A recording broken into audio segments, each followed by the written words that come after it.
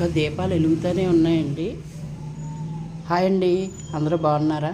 మీరందరూ బాగోవాలని ఆ భగవంతుడిని వేడుకుంటూ ఇదిగోండి దత్తాత్రేయుడు, అలాగే వినాయకుడు, తులసమ్మ అందరినీ తీసాను, అలంకరణ చేశాను. రథసప్తమి సందర్భంగా రథసప్తమి రోజున ఎరుపు పువ్వులతోటి అలంకరణ అంటే బాగా ఇష్టం కదండి స్వామివారికి. అదిగోండి కృష్ణుడు ఎంత అందంగా ఉన్నారో చూసారా. అలాగే దత్తాత్రేయుడు, శ్రీపాదవల్లభుడు, ఇక్కడ బాబా గారు,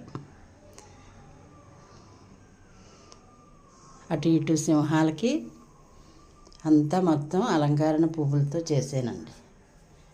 ఈ పువ్వులు కూడా ఒక దాత పంపించారు, రథసప్తమి కదా అని ఈ రకంగా స్వామివారి ఇచ్చిన ఓపికతోటి గుచ్చి ఇవన్నీ ఇలాగా అలంకరణ చేశాను. బాగుందండి.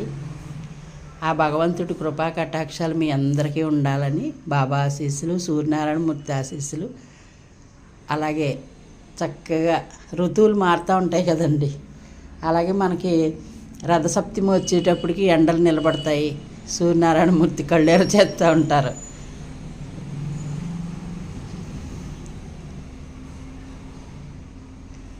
ఇలా అలంకరణ చేసి స్వామిని చూసుకుంటూ అంటే నాకు ఎంత ఇష్టమోనండి. నిజంగా దేవుడి సేవ ఎంత చేయమన్నా చేస్తాను. మాకు వాళ్ళు అలా కూర్చుండిపోయారు, ఇవన్నీ గుచ్చుతా అనేసి గొడవ పెట్టింది. అయినా సరే